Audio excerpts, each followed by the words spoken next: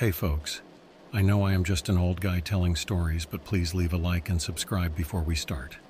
Let's enjoy in today's stories.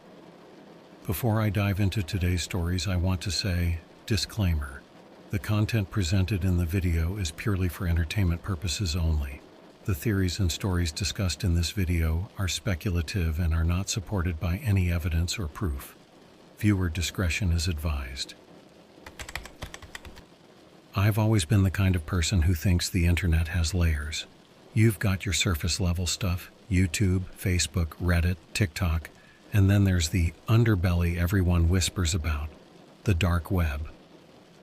Honestly, I never thought I'd be one of those people poking around in it. But it's funny how life works, isn't it? One random Sunday night, with nothing but boredom and a TOR browser, I ended up doing something I'd always sworn I wouldn't. I don't know how many of you have actually used the dark web. It's not what movies make it out to be, at least not entirely. It's mostly a chaotic mess of outdated website designs, endless directories, and 90% of it is just scams. People selling fake Bitcoin wallets, bogus hacking services, and other sketchy nonsense. But once in a while, you stumble across something that feels different. Something that feels, I don't know, authentic. That's what happened to me that night. I was clicking through pages, half expecting my computer to get some kind of ransomware, when I came across a forum. The title was simple: Secrets Unearthed. It was nothing fancy, just a black background with white text and a handful of cryptic posts. Most of it seemed like the typical conspiracy stuff: ancient civilizations, lost technologies, hidden government experiments. But one thread caught my attention: coordinates to the lost pyramids. The post itself wasn't long. It was written in broken English, likely by someone for whom it wasn't their first language. It read, "Selling exact coordinates to an unregistered pyramid in Egypt, found by accident during military excavation in 1983. Not on maps, not known to public. Entry impossible without a key. Price, $500 in Bitcoin." At first, I rolled my eyes. Obviously, it was a scam, right? But there were a few replies below the post, all of which seemed legitimate, or at least convincing enough. One user had written, "I got the coordinates. It's real. Haven't gone there myself, but cross-referenced with satellite imagery. Something's there." Another reply was even weirder. "The key is the hard part. Good luck finding it. I wouldn't recommend going, though. What's buried should stay buried." Most of me wanted to close the tab and call it a night, but something about the idea nagged at me. My dad used to tell me stories about hidden tombs and pyramids when I was a kid. He worked as a contractor for a lot of archaeological digs in Egypt, and even after he passed away, I kept his old journals and artifacts as a kind of reminder of him. A small part of me wondered if this pyramid could have been something he knew about, or at least something he might have been interested in. Before I knew it, I'd opened my crypto wallet and transferred the $500 to the address listed in the post. I didn't think too hard about it. Worst case, I'd lose some money and have a story to tell my friends. Best case, well, I wasn't sure what best case even looked like. About an hour later, I got an email. The sender address was nothing but random letters and numbers, and the subject line read, "Your purchase." I hesitated before opening it, half expecting a phishing attempt or worse. But when I clicked, all it contained was a set of GPS coordinates and a single sentence. "The key is the same shape as the entrance symbol." That was it. No explanation, no instructions, nothing else. Out of curiosity, I copied the coordinates into Google Maps. To my surprise, it placed the location deep in the Egyptian desert, somewhere between Cairo and the Red Sea. The image was blurry, low-resolution satellite imagery, but there was definitely something there. A faint outline, almost like a triangle half buried in the sand. I should have left it alone. I know I should have left it alone. But when I looked closer, something about the shape of the pyramid caught my eye. It looked familiar. It wasn't until I went digging through my dad's old belongings that I realized why. Among his journals and notebooks was a sketch he'd drawn years ago. It was rough, just pencil on paper, but unmistakable. A pyramid with a specific pattern carved into its entrance. The same pattern I'd seen in the blurry satellite image. That's when I started to wonder if this wasn't random at all. The next few days were a blur. I couldn't get the image out of my head, and the more I thought about it, the more obsessed I became. I took time off work under the pretense of a personal trip and booked a flight to Cairo. By the time I arrived in Egypt, I was running on pure adrenaline. I rented a car from a small shady-looking agency near the airport and stocked up on supplies, water, food, a flashlight, basic survival gear. I didn't tell anyone where I was going. Honestly, what would I even say? Hey, I paid $500 on the dark web for directions to a secret pyramid. The drive into the desert was long and uneventful, but as I got closer to the coordinates, I started to notice something strange. Most of the area was empty, just sand and rock as far as the eye could see, but every so often I'd pass what looked like fragments of ancient structures, broken pillars, half-buried statues, things like that. They weren't marked on any maps, and there weren't any signs of tourists or archaeologists nearby. It was as if this entire area had been forgotten. Finally, after hours of driving, I reached the spot. The coordinates led me to a patch of sand that looked no different from anything else around it. But when I got out of the car and walked a few hundred feet, I saw it. The pyramid wasn't enormous like the ones in Giza. In fact, it was barely visible above the sand, as though time had done its best to bury it completely. The top was jagged, as if it had been broken off, and the entrance was almost entirely sealed by a massive slab of stone. But what really stopped me in my tracks were the carvings around the entrance. They were worn and faded, but still legible enough to make out. Symbols. One of them, a spiral pattern surrounded by smaller shapes, was identical to the tattoo my dad had on his chest.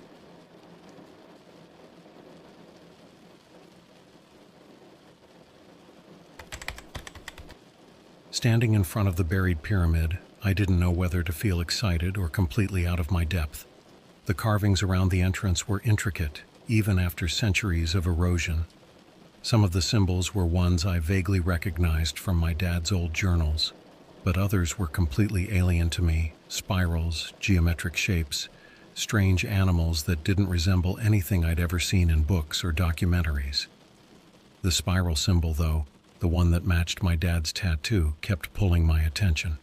I crouched down to examine it more closely, running my fingers over the grooves in the stone.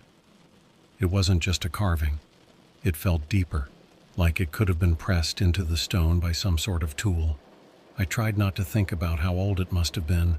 For a moment, I just stood there, staring at the entrance and debating what to do next. The slab of stone blocking the doorway was massive, and it looked like it hadn't been moved in centuries. I didn't have any fancy tools with me, just a crowbar and a lot of determination. But there was no way I was going to budge something that big on my own.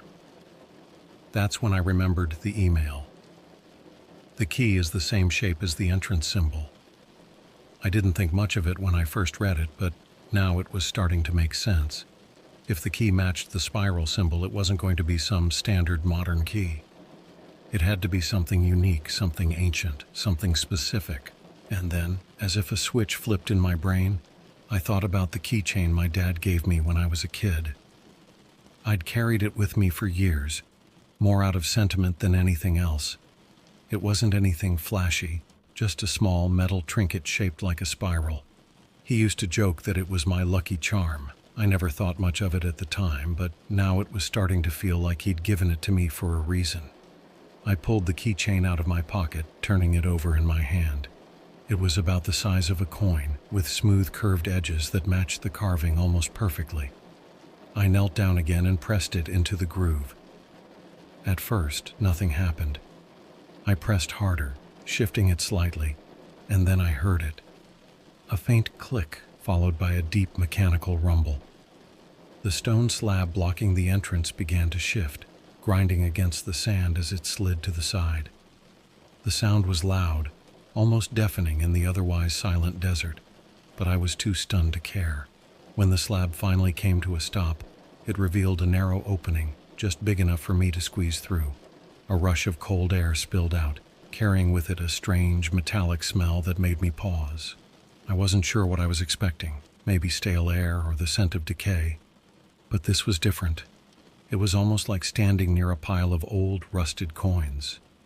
I shined my flashlight into the opening, but the light didn't penetrate far. All I could see was a narrow stone hallway, sloping downward into darkness.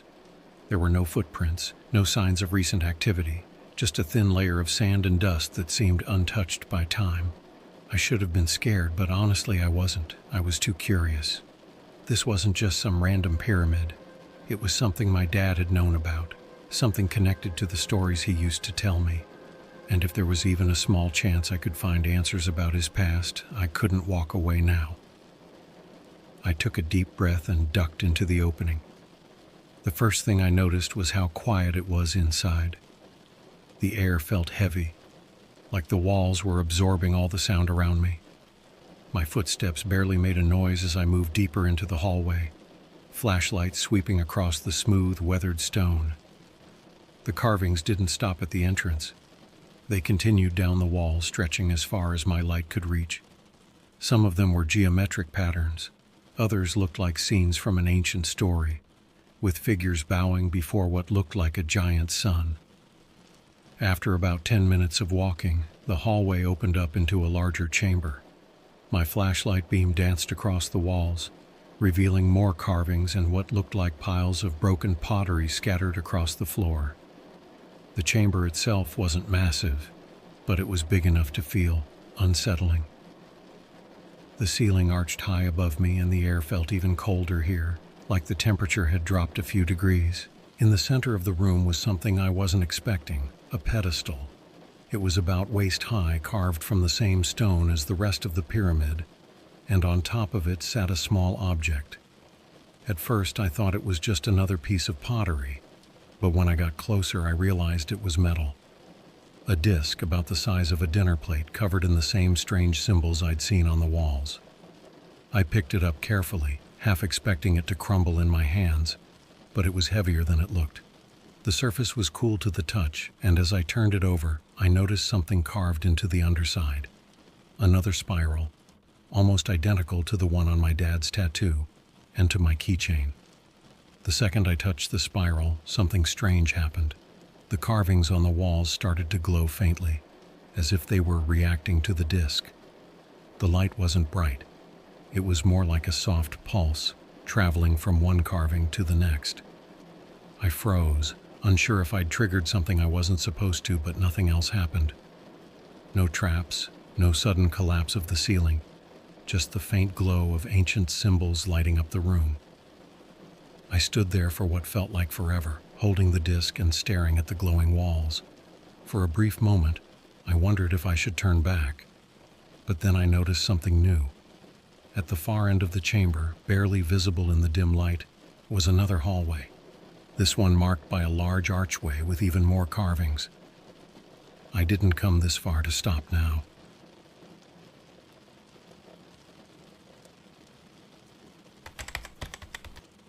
The hallway beyond the archway felt different. The air seemed denser, cooler, as though I was stepping further into a place that hadn't been touched for thousands of years. My flashlight beam flickered for a second, probably just the batteries struggling in the cold, but the glow from the carvings on the walls provided enough light to keep moving. This new passage was narrower than the first one, and the symbols etched into the walls had become more elaborate. Instead of simple spirals and geometric shapes, they were now entire scenes, towering structures, rivers flowing into the horizon, and figures wearing what looked like robes or ceremonial clothing. Some of them carried what I can only describe as staffs, topped with orbs or other strange objects, while others appeared to bow before something or someone. At the center of many of these carvings was a symbol that kept repeating, a spiral surrounded by rays, almost like a sunburst. It was carved above doorways at the center of the larger scenes, and even along the floor. I couldn't help but notice that the pattern matched the tattoo on my dad's chest, the keychain he gave me, and the markings on the metal disc in my hand. The hallway sloped downward, leading to what I guessed was a deeper part of the pyramid. After about 5 minutes of walking, I came to another large chamber, and this one made my breath catch, not from fear but from sheer awe. The room was massive. The ceiling stretched far higher than I'd expected, and stone pillars lined the walls, each one carved with intricate designs that seemed to tell a story. The carvings weren't random. They flowed in a sequence, almost like a comic strip. Each pillar depicted different scenes, but they all felt connected somehow. One of the carvings stopped me in my tracks. It showed a figure holding the same metal disc I'd found earlier, raising it above their head, as beams of light shot out in all directions. Surrounding the figure were other people, or at least they looked like people, kneeling or reaching out toward the disc, as if it were some kind of sacred object. In the center of the chamber, beneath the largest pillar, was a circular depression in the floor, about the size of a small swimming pool. It wasn't filled with water, though. Instead, the bottom of the depression was covered in more carvings. Spirals, sunbursts, and patterns so complex they almost looked like circuits. And in the very center of the depression was a hole, perfectly round and just wide enough for the metal disc I'd been carrying. The second I saw it, I knew what I was supposed to do. I walked down into the depression and stood over the hole. My flashlight flickered again, longer this time, but I wasn't about to let that stop me. I carefully placed the metal disc into the hole, and as soon as it settled into place, the entire chamber seemed to react. The carvings on the walls and pillars lit up, just like in the room above, but this time the light was brighter. It wasn't blinding, but it was intense enough to make the patterns look alive, as if they were shifting and moving. A low hum filled the air, vibrating through the stone beneath my feet, and I had to steady myself to keep from losing balance. Then, something happened that I still can't explain. The light coming from the carvings began to focus on the center of the room, converging over the disc. It formed into a column of light, faint but visible, stretching upward toward the ceiling. Within the column I could see shapes. Not solid shapes, but outlines, almost like holograms. They were faint at first, but as the column grew brighter, they became clearer. The first shape was the pyramid itself, floating in midair as though I was looking at some kind of 3D model. Then came the surrounding desert, the Nile River, and smaller structures I didn't recognize. It was like watching a map unfold, one layer at a time. And then it zoomed out. The hologram shifted, pulling back to reveal a larger and larger area. The Nile became a thin, winding thread. The surrounding land stretched outward, revealing mountains and valleys I didn't recognize. The view kept expanding until the entire earth was visible, a glowing blue and green sphere suspended in the light. I stared at it, stunned, but the map didn't stop there. It kept zooming out, showing not just Earth but the moon, the planets, and eventually the stars. It was overwhelming. This wasn't just a map of a buried pyramid, it was a map of the universe. At the very edge of the hologram, faint but unmistakable, was another spiral symbol. This one wasn't on Earth. It wasn't even in our solar system. It was light years away, surrounded by stars and galaxies I couldn't begin to name. I didn't know what to think. Was this pyramid some kind of ancient observatory?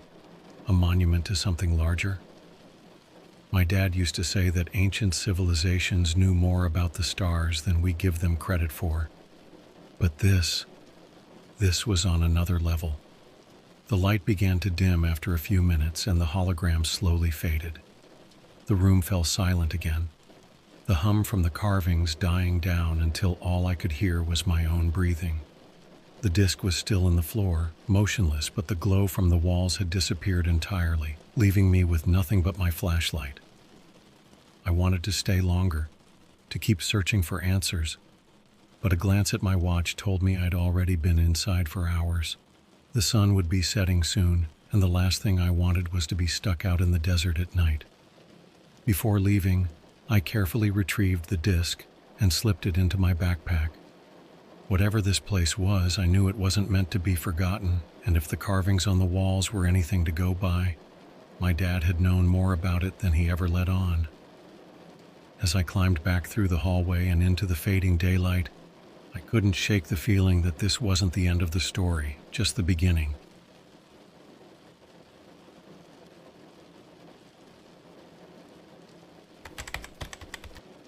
By the time I made it back to the car, the sun was dipping low on the horizon, casting long shadows across the sand.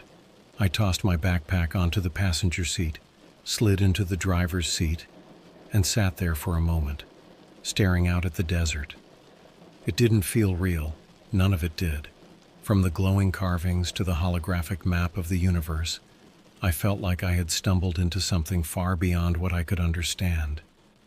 I'd come out here searching for answers about my dad, and somehow I'd ended up with more questions than I knew what to do with. The drive back to Cairo was uneventful, and honestly, I was thankful for it. The quiet gave me time to think. I kept replaying the scene in the chamber over and over in my mind, trying to make sense of what I'd seen. The pyramid, the carvings, the disc, they all felt connected, but I didn't have enough pieces of the puzzle to figure out how. All I knew was that my dad's tattoo, the keychain he gave me, and the spiral symbol on the disc weren't coincidences. When I finally got back to my hotel, it was late. I dropped my backpack onto the bed and opened it, carefully pulling out the disc. It looked ordinary now, no glow, no strange hum, just cold, heavy metal. I turned it over in my hands, tracing the spiral pattern with my finger, and then set it down on the nightstand. Whatever this thing was, it wasn't just some random artifact. It was important. I didn't sleep much that night. Instead, I dug through my dad's journals, hoping to find something, anything that might explain what I'd seen. Most of the entries were exactly what I remembered. Notes from his digs, sketches of pottery and tools, observations about the architecture of ancient temples. But as I flipped through the pages, I found one entry that stopped me cold. It was dated September 12, 1993, 2 weeks before I was born. The handwriting was messier than usual, almost like he'd been rushing to get his thoughts down. Today we found something incredible. The site is small, just a single chamber beneath the sand. But the carvings on the walls, I've never seen anything like them before. The spiral symbol is everywhere, just like the ones in the texts. I can't help but think it's connected to the other sites we've been studying. If I'm right, this could be part of something much bigger than we imagined. The entry went on, but it was the next part that really grabbed my attention. I'm starting to believe the stories, the carvings, the artifacts, the alignment of the structures. It all points to something out there, not just here on Earth, but out there in the stars. This isn't just archaeology anymore. I need to be careful who I share this with. I leaned back in my chair, staring at the page. My dad was always practical, always grounded in reality. He wasn't the kind of person to buy into wild theories or conspiracies. For him to write something like this meant he had to have seen something real. I kept reading, flipping through more pages, until I came across another sketch. It was rough, but I recognized it immediately. The metal disc. He'd drawn it from multiple angles, labeling the symbols and noting their placement. Next to it, in the margin of the page, he'd written, "The key." That single word sent a chill through me. The key to what? The pyramid? The hologram? Or was there something else I hadn't discovered yet? The journal didn't give me a clear answer, but one thing was obvious. My dad had been deeply involved in something far bigger than just archaeology. The next day, I decided to do more research. If my dad had been studying this spiral symbol and the sites connected to it, there had to be other people out there who knew about it too. I started online using DuckDuckGo to search for terms like spiral pyramid symbol, ancient spiral carvings, and hidden pyramids in Egypt. Most of what came up was either conspiracy theories or vague mentions of archaeological finds. But after hours of scrolling, I found a single post that felt eerily familiar. It was buried in an old forum dedicated to ancient mysteries. one of those websites that looks like it hasn't been updated since 2005. The post didn't have much information, just a single sentence. The spiral connects all things. Look for the stars. There wasn't any context, but the phrase reminded me of what I'd seen in the hologram. The stars, the spiral symbol. It all felt connected somehow. I tried looking for more posts from the same user, but their account had been deleted. That's when I remembered something else from my dad's journals. He used to mention a colleague, Dr. Alan Mercer, who specialized in studying ancient star maps and their connection to architecture. I didn't know much about him, but I did remember that he and my dad had worked together on a few digs. A quick search online told me that Dr. Mercer was still alive and still working as a professor at a university in London. I sent him an email that same night. I didn't tell him everything, just enough to catch his attention. I mentioned the spiral symbol, my dad's connection to it, and the carvings I'd found in the pyramid. I figured it was a long shot, but to my surprise, he replied within a few hours. His email was short, but it left me more intrigued than ever. Your father and I discussed this many years ago. I wasn't sure if you would ever reach out, but I'm glad you did. There are things you need to know. Call me as soon as you can.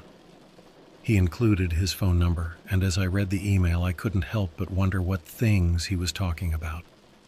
Whatever they were, it sounded like my dad had known about them for years, and for some reason he'd kept them hidden from me.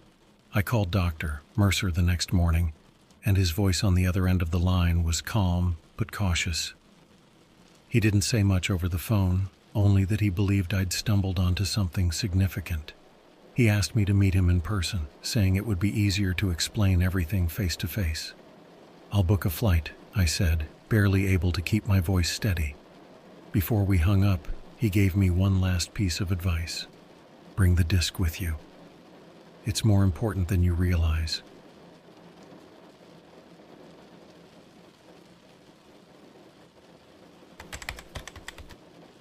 Two days later, I landed in London. It was colder than I expected, and as I stood outside Heathrow Airport waiting for a cab, I couldn't help but feel like I was on the edge of something huge. I had the disc tucked safely in my backpack, wrapped in layers of cloth to keep it protected. I hadn't told anyone about my trip, not friends, not family. This felt too big, too personal to share just yet. Dr. Mercer's office was tucked away in one of the older buildings on the university campus. The walls were lined with bookshelves, packed tight with dusty volumes on archaeology, astronomy, and ancient civilizations. A small globe sat on his desk, along with stacks of papers and a half-empty mug of tea. He greeted me with a firm handshake and a warm smile, but there was a certain intensity in his eyes. It was the kind of look someone gives you when they've been waiting for this moment for a very long time. "Thank you for coming," he said, motioning for me to sit. I wasn't sure I'd ever get the chance to have this conversation. I didn't waste any time.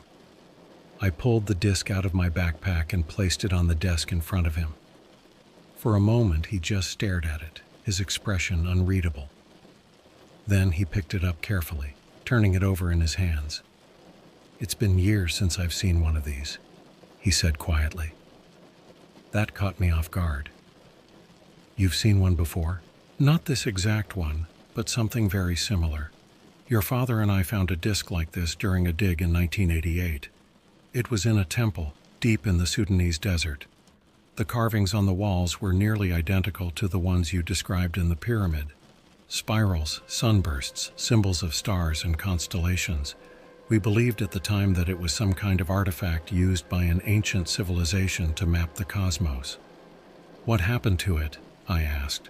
Dr. Mercer hesitated, his fingers tracing the spiral on the disc. "It was confiscated by the authorities. Officially, they called it a national treasure, but I always suspected there was more to it than that. Your father was furious. He said they were hiding something, burying the truth. He devoted the rest of his career to finding more artifacts like it. But eventually, he had to stop. It became too dangerous." "Dangerous how?" He leaned back in his chair, choosing his words carefully. Some people believe that these disks and the sites where they're found are connected to knowledge that predates human civilization. They think the symbols and carvings point to something extraterrestrial. I wasn't sure how to respond. The idea of ancient aliens wasn't exactly new. There were TV shows and books about it, but hearing it from someone like Dr. Mercer gave it a weight I wasn't prepared for. "Do you think that's what they are?" I asked. "I don't know," he admitted. "But I do know this. These artifacts are unlike anything else we've ever found. The materials, the designs, they don't fit with the timeline of human history as we understand it. And the fact that your father had this," he gestured to the disc, "tells me he was closer to the truth than anyone realized." For the next hour, Dr. Mercer explained what he and my dad had been working on all those years ago. They believed the spiral symbol was a universal key, something that connected ancient structures around the world. The pyramids in Egypt, the temples in Sudan, the stone circles in Europe, they all shared similar patterns in their architecture and alignment with the stars. He pulled out a folder filled with maps, sketches, and photographs. One map showed a series of points spread across the globe, each one marking a site where similar carvings and artifacts had been found. "Your father was convinced that these sites formed a network," Dr. Mercer said. "He thought they were part of an ancient system, one that allowed people to navigate not just across the Earth, but beyond it." "Like a star map?" I asked. "Exactly." I sat back, trying to process everything. If what Dr. Mercer was saying was true, then the pyramid I'd found wasn't just some forgotten tomb. It was part of something much larger, something that might even stretch beyond our planet. That's when I remembered the hologram in the chamber. "I saw a map," I said, interrupting his explanation. "Inside the pyramid, after I placed the disc in a pedestal, it showed Earth, the stars, and something else, another spiral, far out in space." Dr. Mercer's eyes lit up. "You activated it?" I nodded. "What does it mean?" He leaned forward, his expression serious. "I can't say for certain, but if the map showed another spiral, then it's possible it was pointing to a destination, somewhere out there." He gestured upward, as if the answer lay in the stars above us. I didn't know what to say. The idea of an ancient civilization mapping the cosmos was already overwhelming. But the thought that they might have left behind instructions, coordinates to something beyond Earth, it was almost too much to wrap my head around. Before I left, Dr. Mercer gave me a piece of advice I'll never forget. "Whatever you do, don't lose that disc. It's a key, yes, but it's also a link to your father's legacy. He gave it to you for a reason. I think he knew you'd find your way to the answers he couldn't." I left his office feeling both excited and uneasy. Part of me wanted to keep digging, to figure out exactly what the disc was meant to unlock. But another part of me wondered if there were some things we weren't meant to understand. For now, the disc is back in its place on my nightstand, and the journal sits beside it. I haven't decided what my next move will be, but I know one thing for sure. My dad left me a mystery that's bigger than I ever could have imagined. And somewhere out there, in the vastness of space, there's another spiral waiting to be found. I wasn't expecting this post to blow up the way it did. Thank you for all the comments and messages. I'm glad to know I'm not the only one fascinated by this. For those asking if I'll go back to the pyramid or try to track down more sites, I honestly don't know yet. Part of me wants to, but for now, I think I need to let things settle. I'll keep you updated if anything new comes up.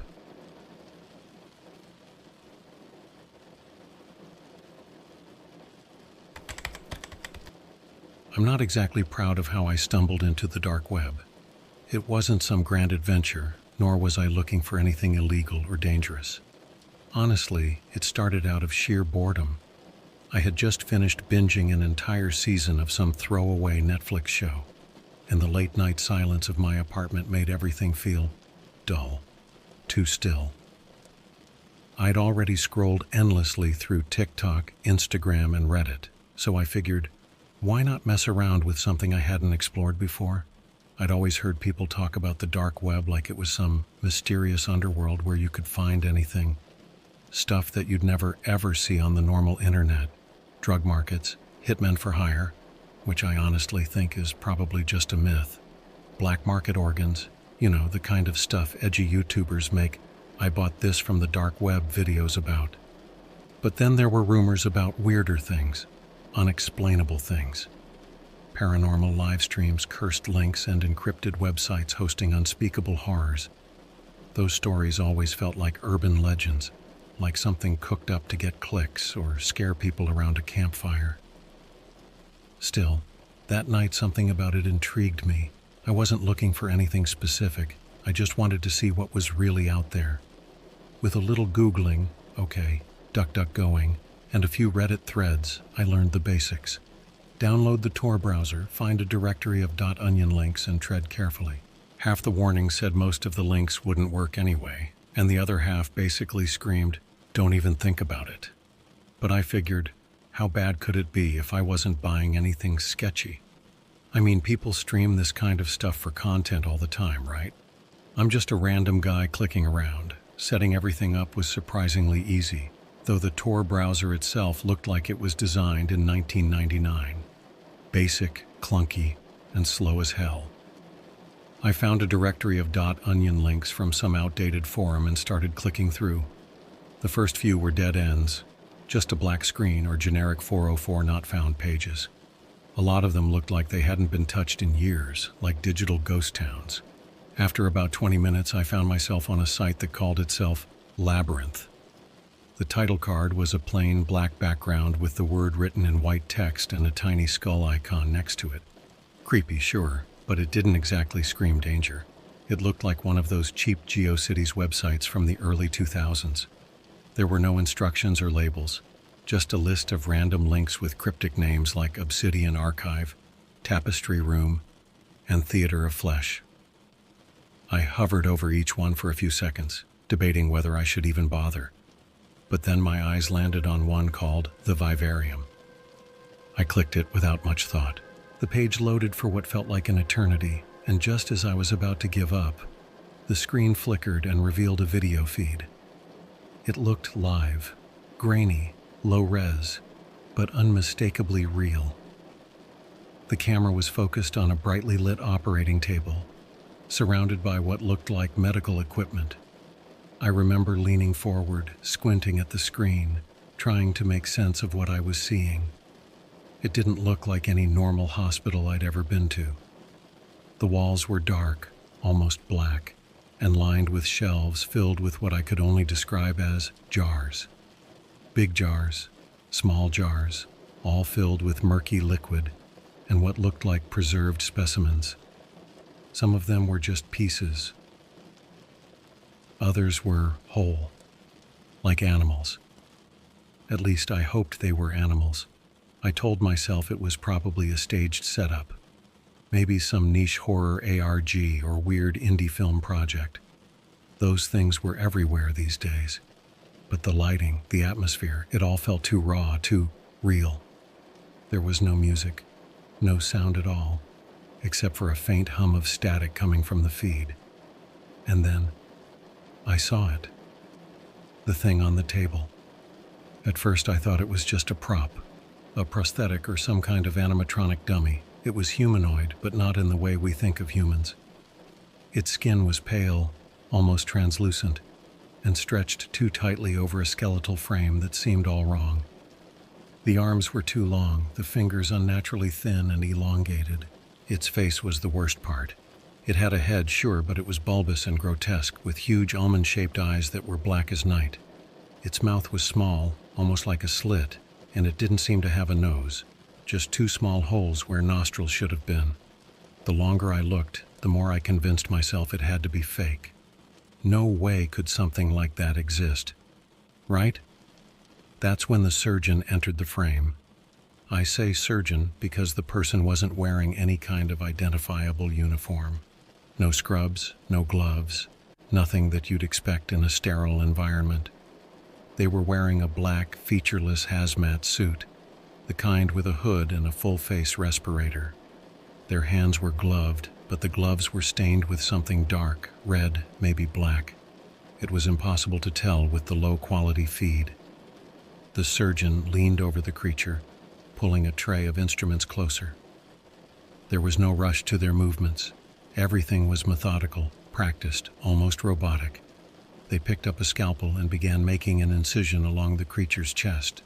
The skin parted like wet tissue paper, and look, I'm not going to describe it in detail. Not because it was gory, it wasn't exactly, but because it didn't make sense. There wasn't blood or muscle or anything you'd expect inside a living thing. It was just wrong.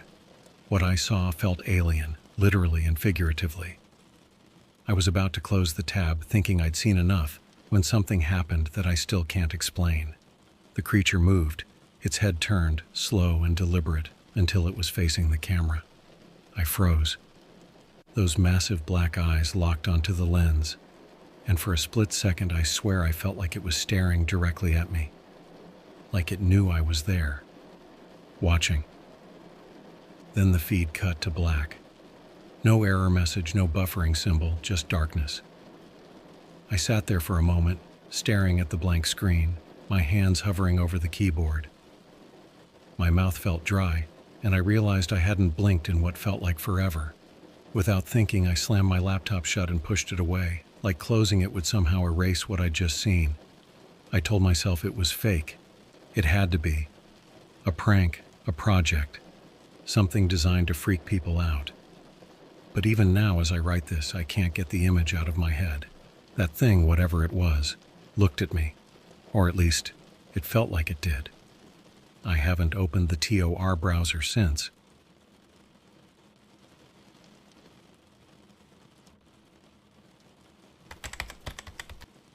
After that night, I couldn't stop thinking about what I saw. No matter how much I tried to shake it off as a hoax, something about it clung to me. Like a thought you just can't scrub out of your head. You know how, when you see something out of place, your brain keeps coming back to it trying to make sense of it. That's exactly what it felt like. I started questioning everything I thought I knew about reality. Was it some elaborate prank? A movie scene leaked early? Or was it something worse? Something real? The next day, I tried to go about my routine like nothing had happened. Work was the same old grind. I'm a web designer, freelancing out of my apartment, so most of my day is spent staring at screens anyway. But every time I caught my reflection in the black mirror of my laptop, I couldn't help but think about those eyes. Big, dark, alien, unblinking. I started closing my laptop whenever I wasn't using it, like the screen itself might suddenly come to life. By lunchtime, I convinced myself that the answer to all of this had to be out there. Somewhere. Maybe someone else had stumbled across the same live feed. Maybe it was part of some new viral marketing campaign, like those fake Cloverfield ARGs. So I started digging, not back on the dark web. I couldn't bring myself to open Tor again just yet, but on the surface web. Reddit seemed like the obvious place to start, so I hopped into a few of the usual suspects: r creepy, r unresolved mysteries, even r ARG. Nothing. No mentions of Labyrinth, the Vivarium, or anything remotely similar to what I'd seen. I expanded my search to Twitter, YouTube, and even TikTok. Still, nothing. There were plenty of videos about weird dark web experiences, clickbait thumbnails with glowing red eyes, scary music, and exaggerated storytelling, but none of them even remotely matched what I saw. If anything, they made the experience feel less real, like I'd somehow imagined the whole thing. But I knew I didn't imagine it. I couldn't have. After hours of scrolling, I started getting frustrated. That's when I remembered something. The jars. Those shelves of jars lining the walls in the video. They were full of strange, unidentifiable things, sure, but some of them were recognizable. There were pieces that looked like small animals, frogs, snakes, maybe even birds. I figured if this was fake, they must have used something real for those props, real animal specimens. And that gave me a new angle. I Googled preserved animal jars, weird specimen collections, alien autopsy props, and every variation I could think of. At first, all I got were Etsy shops selling fake specimen jars for Halloween decorations or random blogs about taxidermy. But then, I came across something that stopped me mid-scroll. A subreddit post about a man who claimed to have found a black market website selling oddities. The post didn't mention Labyrinth or the Vivarium, but it linked to an old forum thread with a title that caught my eye: Unexplained Dark Web Finds. I clicked through expecting another dead end, but the thread was surprisingly active, even though the last post was from a few weeks ago. The original poster described stumbling across a site that sold things like preserved fetuses, antique surgical equipment, and even human bones. The tone of the post wasn't dramatic. It was written matter-of-factly, like someone cataloging their findings. Some users called it out as fake, but others chimed in with similar experiences. The more I read, the more uneasy I felt. One reply stood out. The user wrote, "If you're finding these kinds of sites, stop digging. A lot of them aren't what they seem, and the people behind them don't like outsiders poking around. Be careful what you click on. Some links aren't just websites." I reread that last part at least 5 times. Some links aren't just websites. What did that even mean? I had the sinking realization that I might have stumbled into something I didn't fully understand. If this was just a fake, it was a damn good one. Good enough to leave zero trace of itself on the open web. And if it wasn't fake, then what exactly had I seen? And why had the feed suddenly cut out the moment that thing turned to look at the camera? I shut my browser and sat back, rubbing my temples. For the first time, I felt like I'd hit a wall. I wasn't going to find answers this way, not on Google or Reddit or anywhere else people casually shared their weird stories. This wasn't something that you'd find trending on TikTok. Whatever this was, it existed in a space designed to stay hidden, and if it stayed hidden, maybe that was for a reason. But of course, I couldn't let it go. That night, I sat at my desk, staring at the closed laptop, weighing my options. I could just delete Tor, pretend none of this ever happened, and move on with my life. Or I could dive back in, find that site again, see if the feed was still live. The smart thing to do would have been to walk away. I wasn't some hacker. I wasn't tech-savvy, and I didn't have a VPN or any of the precautions people always say you're supposed to take. But the image of that thing on the table, the way it moved, the way it turned its head, was burned into my mind. It was like an itch I couldn't scratch. So, against my better judgment, I reopened the Tor browser. The Labyrinth site loaded almost immediately this time. No delays, no errors. It was like the internet itself was inviting me back. My eyes scanned the list of links, searching for the Vivarium. It wasn't there. Instead, there was a new link at the bottom of the page, one that hadn't been there before. It was labeled Observer's Reward. And that's when I realized something. The first time I visited the site, I had only clicked the link for the Vivarium. I didn't explore any of the others. But now, there was a new link. A personalized one, it seemed. Like it had been placed there just for me. I don't know why, but I hesitated for a long time before clicking it. My fingers hovered over the mouse, and for the first time, I felt like maybe I was in over my head. This wasn't a normal website. It wasn't a prank or a movie prop. Whatever this was, it felt alive. Like it was waiting for me to make the next move. I wish I could say I closed the laptop and walked away. But I didn't. I clicked it, and everything changed.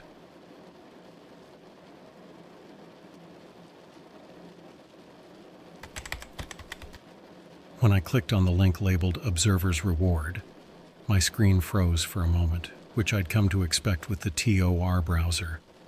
But this time, there was no slow, grainy loading. It just jumped straight into it. The page that loaded wasn't like the Vivarium. It wasn't a live feed or even a video. It was something entirely different. The background was pure black, and in the center of the screen was a single line of text. The truth is closer than you think. Underneath it was a single input box with the words "Enter your location" written above it. I stared at the screen for a solid minute, feeling a sense of hesitation I couldn't explain. Why would it ask for my location? I told myself it was probably just a gimmick. Maybe it was going to pull up a map or some canned footage that matched the city I typed in. Still, it felt invasive. But curiosity has a funny way of overriding your better judgment. After debating with myself for way too long, I typed in the name of my city and hit enter. The screen blinked, and for a second, I thought it crashed. Then, the screen changed. Now there was a map on the screen, a simple one, like something you'd see on Google Maps, except it wasn't as polished. It zoomed in slowly, starting with the country, then the state, and finally my city. It stopped just short of my neighborhood, focusing instead on what looked like an industrial area about 20 minutes away. A single pin dropped onto the map, and another line of text appeared underneath it. Find the place where the lines converge. I leaned back in my chair, more confused than anything else. What lines? Was this some kind of puzzle? I took a closer look at the map. The pin was dropped on a stretch of road I vaguely recognized, a side street near an old warehouse district. It wasn't a place I'd ever had a reason to visit. In fact, I was pretty sure it was one of those areas where the city barely bothered to maintain anything. Most of the businesses out there had shut down years ago. Still, the phrasing of the message stuck with me. Find the place where the lines converge. It was cryptic, sure, but it had the kind of deliberate tone that made me think it was leading to something specific. But what? I told myself I was done. I'd gone far enough. Clicking around on shady dark websites was one thing, but leaving my apartment and actually going somewhere? That was a whole different level of reckless. Besides, even if I did go, what was I expecting to find? A clue? Another creepy feed? I didn't have the answers, and frankly, I wasn't sure I wanted them. But the next morning, as I sipped on a too-hot Starbucks coffee and tried to focus on work, that pin on the map kept creeping into my thoughts. It was like an itch I couldn't scratch. Every time I tried to redirect my focus to my designs, I'd find myself wondering, what's at that location? By the afternoon, I'd convinced myself that I wasn't going to do anything reckless. I was just going to check it out. Not get involved, not trespass, just drive by the area, see what was there, and call it a day. I wasn't some character in a horror movie, running headfirst into danger. I'd keep my distance, see what was up, and leave. No harm, no foul. That's what I told myself anyway. The drive to the industrial district was uneventful. It was late afternoon, and the sun hung low in the sky, casting long shadows over the cracked asphalt and graffiti-covered buildings. The place looked exactly like I remembered. Run down, mostly abandoned, with the occasional rusted-out car sitting in a lot like a forgotten relic. I pulled over onto the side of the road a few blocks from where the pin had been dropped. The street was eerily quiet, save for the faint hum of distant traffic from the main road. I checked the map again on my phone, matching the layout to what was in front of me. The pin's location lined up with a small intersection just ahead, where the lines converge. It didn't make sense at first, but as I walked closer, I noticed something I hadn't before. The streets intersected at an odd angle, almost like a triangle, and in the center of that triangle was a large storm drain. The drain cover was massive, big enough to fit a person through, with thick iron bars crisscrossing in a way that gave it an almost web-like appearance. The whole setup felt oddly deliberate, like it was placed there for a reason. I stood there for a while, staring at the drain. I half expected someone to jump out of it, or for something dramatic to happen. But nothing did. It was just there. Still, something about it didn't feel right. It looked too clean compared to the rest of the area, as if someone had been maintaining it. Before I could second-guess myself, I reached into my pocket and grabbed my phone. I snapped a few photos of the intersection and the drain, figuring I could look at them later, maybe post them online and see if anyone else had seen something similar. But as soon as I took the second photo, my phone buzzed in my hand. A notification popped up on my screen. It wasn't a text or a call. It was an email. The subject line simply read, "You're looking in the right place." My stomach dropped. I hadn't told anyone where I was going. I hadn't posted anything yet. So how? I opened the email, half expecting it to be spam or some bizarre coincidence. But the body of the email was blank. No message, no sender, nothing. Just a single attachment, a photo. I hesitated, staring at the download icon for what felt like an eternity. Finally, I tapped it, and the image opened. It was the same storm drain I was standing in front of, the exact same angle. But there was one difference. The drain cover was off in the photo, pushed to the side, leaving the gaping hole completely exposed. And standing next to it, partially obscured by shadow, was a figure. They were tall and impossibly thin, their body draped in some kind of dark, tattered cloak. I couldn't make out their face if they even had one, but the proportions were all wrong. The arms hung too low, the legs bent at unnatural angles. The more I looked at the photo, the less human the figure seemed. I looked back up at the storm drain in front of me. The cover was still in place, undisturbed. The street was as empty as it had been when I arrived. I didn't stick around.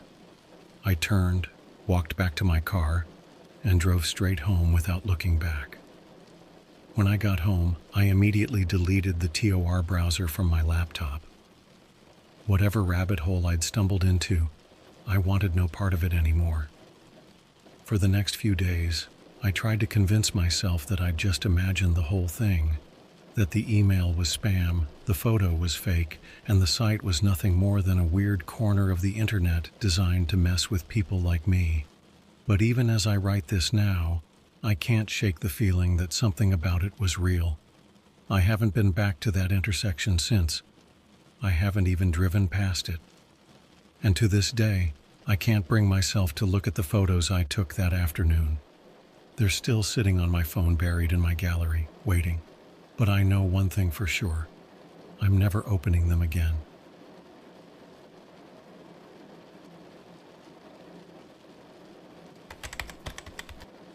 For a week, I didn't touch my laptop. I tried to drown myself in normal routines. Netflix, TikTok, scrolling through Instagram, even going on a couple of long drives to nowhere in particular. But despite my best efforts to ignore it, the events of that day kept replaying in my mind. That email specifically bothered me more than anything else. It wasn't just the photo, it was the timing. Whoever sent it knew exactly where I was. Either they'd been watching me in real time, or they'd somehow anticipated my movements before I even made them. Neither option made me feel particularly comfortable. Eventually, my curiosity won out. I couldn't stop myself from thinking about what I'd seen, and I wanted answers. But this time, I wasn't going to be reckless. No more diving into Tor without a plan. If there were others who had encountered something similar, someone out there had to be talking about it. I decided to start looking in the safest way I could think of, on the surface web, using forums and sites I already trusted. Reddit seemed like the most obvious place to start again. I returned to the same threads I'd browsed before, including r/unresolved mysteries and r/ARG. At first, it was the same story as last time. Nothing about Labyrinth, nothing about the vivarium, and definitely nothing about the drain photo or the figure in it. But then I stumbled across something new. It was buried deep in a subreddit I hadn't explored before, called r/darkweb-archive. Most of the posts were screenshots of shady marketplaces and discussions about the ethics of exploring those spaces. But one post caught my eye. It was titled, "Has anyone else seen the Observer links?" My heart jumped. The word observer stood out like it was written in neon lights. I clicked the post immediately.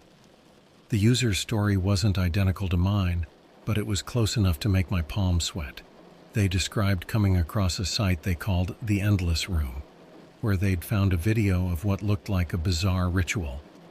They mentioned the same eerie design choices, plain black backgrounds, cryptic messages and instructions leading to strange locations. And just like me, they'd received an email after following the instructions. Their email was slightly different, though. It included a series of cryptic symbols instead of a photo. The comments were a mix of disbelief and speculation.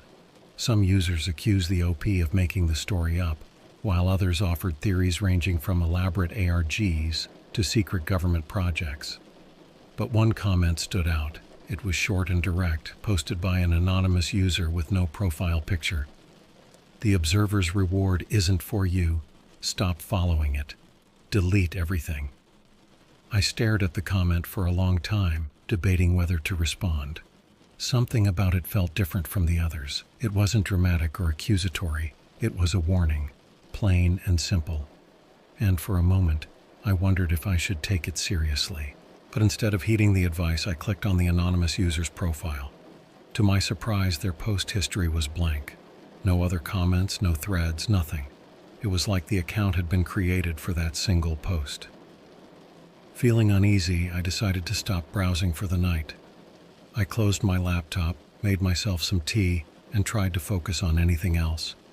Cleaning, catching up on a few episodes of a show I'd been meaning to watch, even organizing my pantry. But even with all the distractions, I couldn't shake the feeling that I was missing something important. The next morning, I woke up to a notification on my phone. It wasn't from any app I recognized. Instead, it was a text message from an unlisted number. The message read, "You're still looking. You shouldn't be." I stared at the screen, trying to make sense of it. I hadn't shared my phone number with anyone recently. In fact, I didn't even use it for most of my online accounts. I kept everything connected to a throwaway email for privacy reasons. So, how did someone know how to contact me? I didn't reply. Instead, I turned my phone off and left it on the counter while I made breakfast. My hands shook as I buttered a piece of toast, and I felt ridiculous for being so paranoid. For all I knew, it could have been a scammer or some random mistake. But deep down, I couldn't convince myself of that. It felt too specific to be a coincidence. After eating, I decided to check my laptop again. I wasn't planning to dive back into Tor or any forums. I just wanted to make sure everything looked normal. When I opened my email, though, my inbox wasn't normal at all. There was a new message waiting for me. No subject line, no sender listed, just an empty from field. I hesitated, my finger hovering over the mouse pad before finally clicking on it. The email was blank, except for one line of text. "They're closer than you think." Attached to the email was a photo. My stomach dropped when I opened it. It was a picture of my apartment building. Taken from the street, the angle was unmistakable. Whoever had sent it had been standing outside my home. I jumped up and ran to the window, pulling the blinds back to scan the street below. There was nothing unusual, just a few parked cars and a couple walking their dog. No one suspicious, no strange vehicles, no signs that anyone had been there. But the photo was real. Someone had been there. I locked my doors and spent the rest of the day alternating between anxiety and denial. I wanted to believe it was all part of the same hoax, a coincidence, some online troll messing with me. But that photo, it was too specific, too personal. That evening, as I sat in the dim light of my living room, I realized something I hadn't considered before. What if the observer wasn't just watching the places I went? What if it had been watching me the entire time?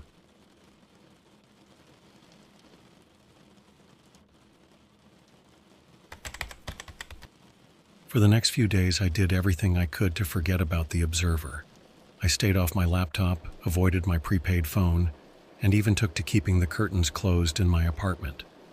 My paranoia hadn't exactly faded, but after the last strange email and the photo on my windshield, nothing new had happened. It felt like maybe, just maybe, I had finally cut myself loose. But deep down, I knew it wasn't over. On the fourth night after everything had gone quiet, I woke up around 3 a.m. to a faint buzzing sound. It wasn't loud, but it was persistent, like an old electrical appliance left running. At first, I thought it was coming from outside, maybe a generator or something mechanical. But as I sat up and looked around, I realized the sound wasn't outside. It was coming from my living room. I froze. My laptop, which I had wiped and shut down days ago, was sitting on my desk. The screen was glowing. I hadn't turned it on. I stared at it from the doorway for what felt like an eternity, debating whether to go near it. The logical part of my brain tried to come up with explanations. Maybe the wipe had triggered a restart. Maybe it was some sort of auto update. But no explanation seemed to make sense. My laptop shouldn't have been running. And even if it was, the screen wouldn't have been on. Not like that. Finally, I mustered the courage to step forward. I walked over slowly, every step feeling heavier than the last, until I was standing in front of the desk. The screen wasn't showing a desktop or login screen. It was blank. Just a black background with a single line of text in the middle. "Are you ready to see the truth?" My chest tightened as I stared at the words. I didn't move. I didn't touch the keyboard. I just stood there, feeling like the message was waiting for me to do something. I didn't want to respond. I didn't want to play along, but some part of me, a part I hated, wanted to know what would happen next. Before I could make a decision, the text disappeared, replaced by a video feed. It was live, just like the one I'd seen on the vivarium, but this time the feed wasn't showing a laboratory or a strange intersection. It was showing me. The camera was positioned in the corner of my living room, aimed directly at where I was standing. I instinctively looked over my shoulder, expecting to see someone or something there. But the corner was empty. There was no camera, no device, nothing that could have been recording me. And yet, the feed was still there. On my screen, I could see myself standing in the middle of the room, staring back at the screen.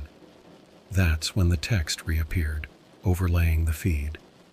"We've been watching you." I felt my knees go weak. My first instinct was to slam the laptop shut, but something stopped me. A new line of text appeared, one that made my breath catch in my throat. "This is your final reward." The feed on the screen began to change. It zoomed out, slowly at first, revealing more of my apartment. Then it zoomed out further until my entire building came into view.